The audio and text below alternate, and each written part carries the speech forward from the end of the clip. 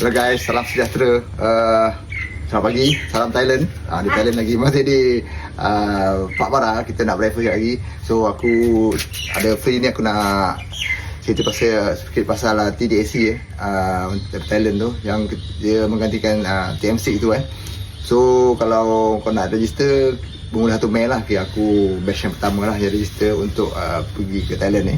Okay, aku nak cerita sikit pasal dia punya kemasukan dia. Kau boleh log in dekat dia punya Thailand punya immigration tu. Dia akan keluar nanti dari QR tu, kau boleh masuk.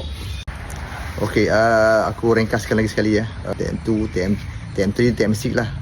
TM6 tu yang berkuasa yang 1 Mei tu, komplain je semua, komplain. Takut aku ada member, dia bawa geran tapi dia nama dah tukar tau, tapi dia terbawa yang lama, nama lama, tapi nama dalam dia punya MyDPJ tu dah nama baru.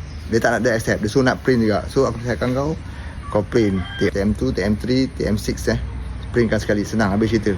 Sebab ikut officer lah, kalau officer tu okey, dia okey. Kata okey, tak okey. So aku buat video ni untuk korang tengok cara nak key in dalam sistem tu. Aku pakai aku punya nama lah, aku sempat videokan record aku punya tu. So kau nampak apa benda yang perlu aku tulis lah. So jangan lupa nanti aku akan attach lepas ni video ni, kau tengok lah dalam tu dia punya user guide macam mana kau nak key in satu persatu sampai kau boleh submit, sampai kau boleh download benda tu, simpan kat handphone, betul kau pergi print. So okay, itu dah satu. Yang kedua, kena just additional info yang tak pernah pergi lah tak pernah pergi tu, kau sampai kat dia punya immigration tu, si TM2, TM3, TM6 tu kau bawa kat sana dengan kau punya pasport lah. So tunjuk kat sana, rasanya dah settle tu, dia akan bagi kau orang satu orang lah, diorang declaration tersebut. Dia kasih yang tu. Lepas tu kau pergi counter dia punya immigration, kau bawa kau punya pasport dengan kau punya geran aja. Nanti dia akan kasih satu surat untuk keluar. So balik nanti surat tu akan serahkan balik kat dia orang. Pak dia kasih 2 kopi, satu dia kau sign, satu dia simpan, satu untuk kita.